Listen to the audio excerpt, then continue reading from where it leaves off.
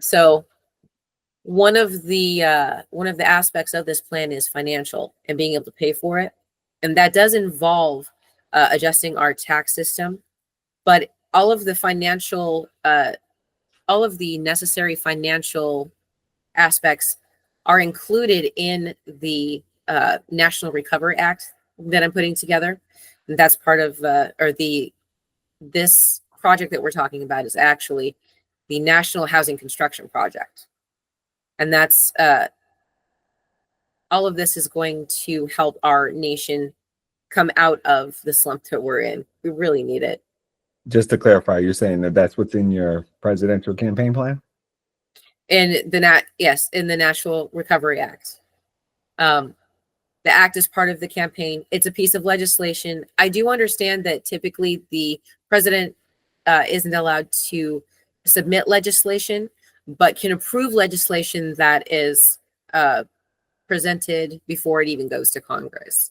And even making sure that when that is passed, that it's legit and then signed. Unfortunately, not every president does it the way it needs to be done to support our nation, to support our people. And that's a lot of the reason why we have such a housing problem right now across our nation. And it's a little weird because you can go to a small town, like a small town in Wyoming that has maybe 3,000 people, and you can find a few, houses that are for sale, but there's no homeless people there. There's no one that's homeless there. And if there is anyone that would be considered homeless, it's likely that they have a vehicle and they don't sleep outside, especially since in places like Wyoming in the desert region, it gets below zero. And so it would be very deadly to stay out there. So people are innovative. They do find different ways to keep from being out in the elements during homelessness. Mobile homes are definitely an option on that end of the spectrum. And I actually know a gentleman who I don't know if he's still alive. He was an older gentleman. But he lived in a mobile home and he traveled between two different small towns because he had friends and family in both towns, but he lived in his mobile home and all he had to pay for was gas and insurance and any kind of upkeep that it needed. So it really worked out for him. And I actually asked him about it. Some people do not mind living like that. And it's not an issue for me as long as they are not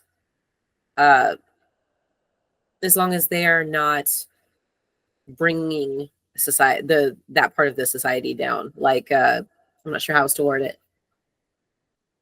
Contributing to the negative aspects of homelessness, okay, if that makes sense. Mm-hmm. So it's definitely different. Some people do prefer to be without, I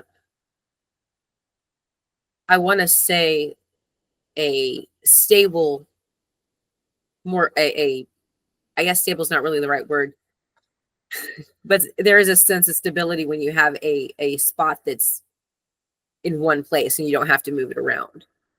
So yeah, and that's something we as a nation need to also be sensitive to, that there are different ways that people just want to live their lives, right? Yeah. Yeah. So that's not my concern. Isn't that right? My concern, I am really interested in changing the conversation around capital, how we view through each other through capitalism. I don't really care what income bracket you're in. I'm concerned about what the government has provided as a foundation for its people, period.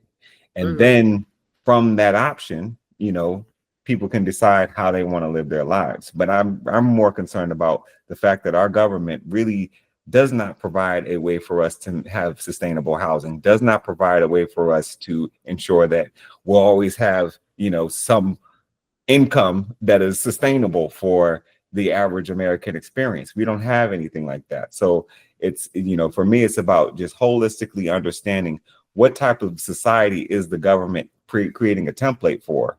And then if that template is something that we can be, complete and satisfied with, then that's it. But we haven't got there yet. We haven't. and so we're developing there, for me, the whipped cream on top is simply just, what does each person in society choose from that menu that the government has offered or not, but Yeah. we got to make sure the menu is there first. Now, one of the things that I think is really important that we do has to do with places that have been hit with natural disasters. So we have some people within our community, the national community, who do things like salvage wood, and they recreate like furniture and stuff like that out of pieces of wood that they have salvaged. Having people like that come in and make sure that we have a good amount of salvageable wood to be able to maybe rebuild with, maybe to be able to provide some furniture with, provide insulation with, something like that. That's going to help out a lot as far as making sure we've got, materials for building, making sure that we are able to recycle as much as we possibly can, including, plastics, metal, all that stuff. Right. And So I think that'll be a type of business that can be created out of Earth Order, because that type of business is not necessarily profitable. Right. right, exactly. It's not something that these, big time contractors are interested in, because what they're trying to do is, have a quick sell and have a quick build. But if it comes to how can we really recycle and reuse our resources, then that's a different conversation. It's going to take a lot, it's a lot more grunt work. It's a lot more cleaning. It's a lot more processing, right? And so that type of work gets done when we have the incentive to be around what actually increases the quality of life for humanity, what actually increases the quality of life for our land and our planet. These types of questions are not part of, what will make somebody money really quickly, right? And I think we have, as a society, really need to look at those questions as outside of the individual aspirations, and really they're just societal questions. It's never going to be that any of these humanitarian goals will be very many people's focus in their lives. It's just not going to be that way, but it needs to be the focus of the government. Yes, it does. I definitely agree with that. Yeah. I think it's what I see is that a lot of the and I think you'll agree, a lot of the problems that we have come from the really poor legislation and management of that legislation. It's caused, I would say that it's poverty. really good legislation for getting us to where we are now. Yes, it it was good to get us where we are now, but it's this. not sustainable. Yeah, and it's made that way. It's constructed that way so that the billionaire companies of this nation are able to continue to thrive, right? And they're always going to be able to, because they already have the wealth accumulated. So we're not concerned about them. We're concerned about the 99% of Americans who really have not had a fair shot at life, and so we're really focused on making sure that you, America, have a fair shot at life, have a fair chance to really experience what it means to be living in America. And then you can, take that experience other places. But right now in the nation of the free, we have to really think about what that freedom means, or we're going to lose it. We can't just keep not thinking about it. We can't just keep assuming it'll be there at our leisure, because we have legislation that is really immediately removing our privacy, removing our ability to control our own bodies.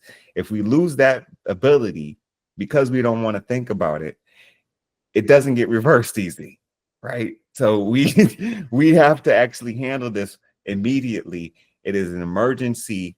And, we're not getting this conversation. You're not getting this conversation from the red and blue parties intentionally. This is the moment for us to actually have these conversations. This is the moment when we've got as much information about the negligence of our nation. I mean, we have to learn from what we got in 2020. We had the media lying to us, we had our government lying to us, and we've had no apology since. That has to change by our actual actions changing. I had to change my life in order to understand I can't just sit around complaining about the government mistreating my family, mistreating my community, mistreating my neighborhood. I have to actually stand up and say, okay, well, this is the right way, because just maybe they just don't have a better idea. And they're just used to handling things this way. And they're just used to not treating people well. And they're just used to it. And maybe we're getting used to it too by not standing up. So we have to change that inertia. And, you know, I really appreciate you saying, Susanna, because you bring another perspective. You know, we're really, you know, Nissan and I are both in New York City. So we're really focused on, you know, what does the metropolitan conversation look like in you know, receiving kind of like the areas around the suburban and the rural areas around, whereas you are, you know, in more of a suburban area on the other side of the nation, which allows, you know, and allows us to kind of, like I've said to you many times, it gives like a warm hug to our nation. It lets us understand the different ways that people are living, and it lets us understand the different scope of the problems we face. Yes, it does.